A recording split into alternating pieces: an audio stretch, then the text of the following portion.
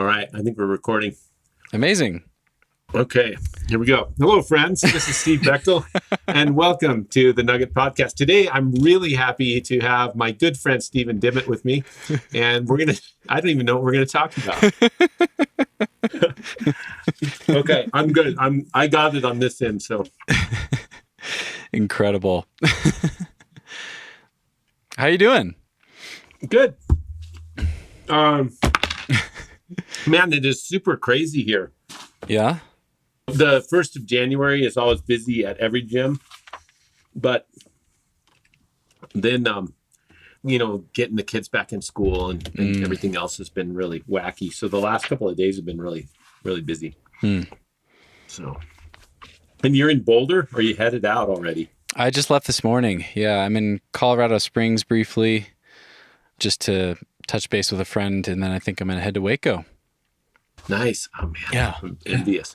I don't know if you remember the Moss Cave at Sinks Canyon. It's like on the left end of the wall. Okay. And it's always kind of seeping and wet. You have to rope ladder start? Yeah. A couple of them.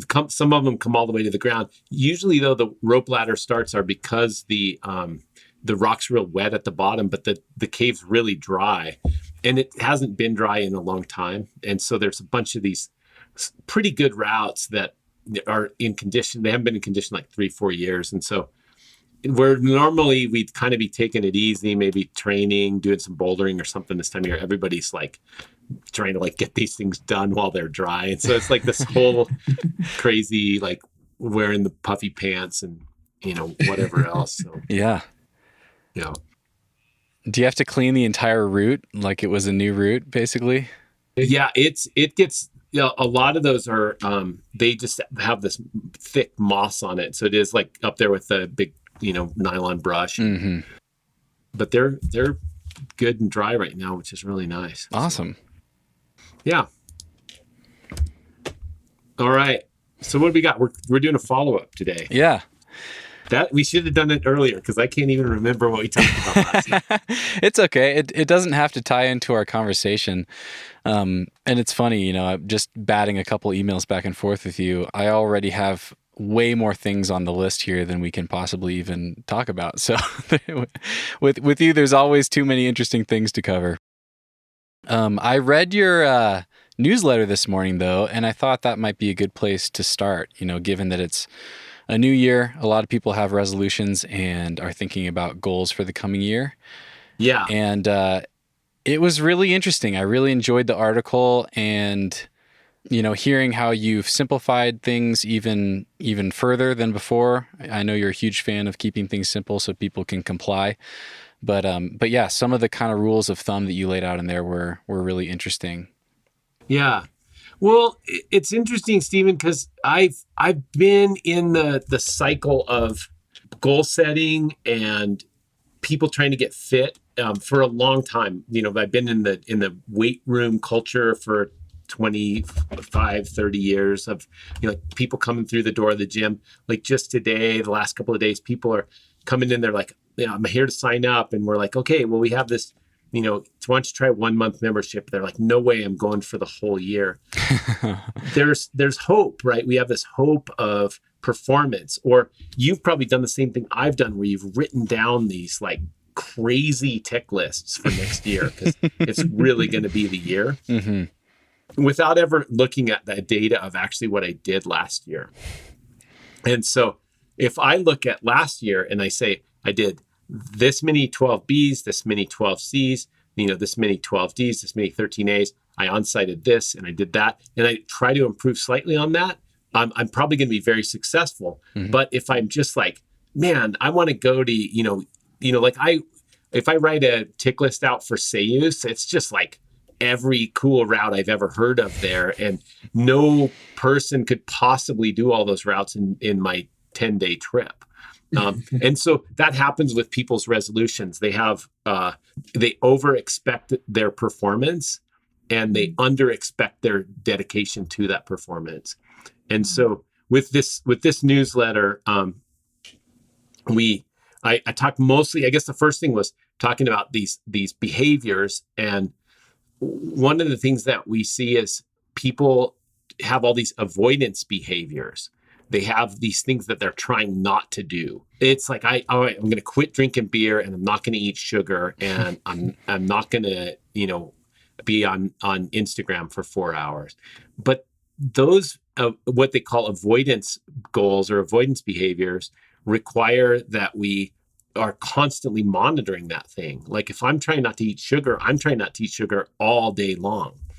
And so what we found, and I really, to give credit where credit is due, I learned a lot of this through precision nutrition. And there's a guy named John Berardi that teaches a lot on behavior change for nutrition rather than like counting calories. And what we try to do is based on things we learned from him, which are approach goals, which are things you try to do that are things you can do instantly, and you can do them any time of the day. Like, I'm going to exercise today at all. So all I have to do right now is get on the floor and do 2 push-ups, and I've ticked that box. And it's not like something I have to avoid doing. It just can happen anytime. And so you can set those approach goals on a big scale or on a daily scale. But like for fat loss, the main 2 things that we've done with people is to have them try to drink more water and to try to eat a certain number of vegetables in a day. And it's so really interesting because, so here's the thing. A lot of people have, they have a coffee habit. And then, not a lot of climbers, but a lot of your average people still drink a lot of soda or sugary beverages during the day, trip to Starbucks at 2 p.m. And then at night, they'll drink alcohol. And I'm not advocating not drinking alcohol or not having coffee or whatever.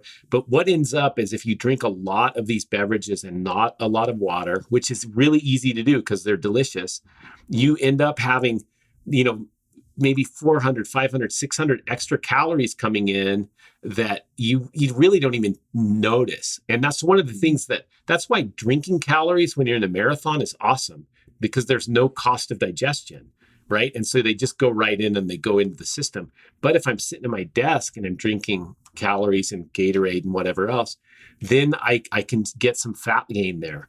And so if we go, I want you to drink, like I have this water bottle, like a 1 liter bottle here. I want to drink 2 of those a day. So 2 liters of water, and I'm going to try to eat 5 servings of vegetables a day. If I do those 2 things, they force out other bad behaviors. And if I drink a gallon of water a day, which is quite a lot of water, all of a sudden I just don't need that much beer, right? And that trick's worked really well for people that are trying to back off on alcohol, is just to drink water in between each beer. And, because you drink a bottle of water, drink a bottle of beer, because a lot of times at the end of a crag day, you're just thirsty. Yes, you want a beer, but you also want hydration. And so if we can come up with good behaviors that are easy to tick off, it becomes very easy for people. And so approach goals are super useful. The other thing that we talked about, I think in the newsletter, was like, it's okay to not have your habit every day. I'm really big on habits, and I love I'm gonna exercise every day. I'm just gonna do this, or I'm always gonna get up at this time in the morning. Building good habits, it really builds good behaviors. But if you screw it up, it's okay. There's an analogy, and I don't remember if I put this in the newsletter or not, but of dropping your iPhone. Like people that screw up their diet, they're like, I screwed up my diet. I guess I'm just going to throw it out the window because I don't deserve it. I suck and whatever. But it's like dropping your iPhone. It's like you drop that thing, you pick it up and you brush it off and you try not to drop it again instead of just smashing it and going, I just don't deserve to have an iPhone. It sucks. I'm going to drop it again. And so that's where, we judge ourselves. And really, it's okay to break those streaks, but to continue that trajectory. You always want to be aiming that way. And that's the thing. Like a lot of us have ambitious training goals, ambitious ways we want to go with our climbing. But really, if I look back on 2 months ago or look back on 2020, and I can go one better on that previous training cycle, if I can do one more pitch at the crag, if I can do one more thing that's going to push me up to that next goal, that's how I'm really going to keep progressing. It's not just like having, like motivation isn't going to get you there. Having good daily habits and good daily skills is what's going to do it. On the note of that, it's okay to break the streak. That really resonated with me. And one thing in particular that you wrote there, I just love this. You were talking about skills versus habits, and you wrote, if I'm practicing piano and I miss a day, it doesn't mean I lost everything and need to start over. I just missed a day and I need to go back to practicing tomorrow. Love that. Well, it's really interesting. Like if you've tried to gain finger strength or tried to lose weight or whatever, and it bounds back. Hey friends, I hope you enjoyed that teaser of this week's follow-up. If you want full access to follow-ups, you can sign up for $5 a month on Patreon at patreon.com/thenuggetclimbing.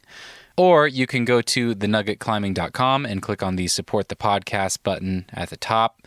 If you're on your smartphone, just tap those two little lines at the top of the page and you'll see the button in the drop-down menu. $5 per month gets you access to all follow-up calls, past and future. As long as you are a member, you'll have access to all of them. As you just heard in the teaser, I've been recording some follow-up conversations with past guests on the show to talk about what they've been up to lately and to go even further into the weeds on a specific topic than we typically would on the podcast. Follow-ups are 20 to 30 minutes in length, occasionally longer, and I will be releasing one every other week to make sure I always have plenty of podcast guests to follow up with. If you sign up for follow-up calls, what you are really doing is supporting the regular podcast and helping me continue to chase down interesting guests so I can pick their brains and bring you new nuggets every week. And by signing up on Patreon, you get some bonus content to look forward to as well. In addition to getting access to follow-ups, I will also let you know who's coming up on the show, and you can submit patron questions for upcoming guests, as you have undoubtedly heard in other episodes of the podcast. $5 per month. Think of it as buying me a beer at the local brewery after a long day of climbing. Whether or not you choose to sign up, thank you for listening, and feel free to share the podcast with your friends or leave a rating on your listening app. It truly helps, and I appreciate you for tuning in. I am very grateful for you guys. Much love to you all. We'll see you next time.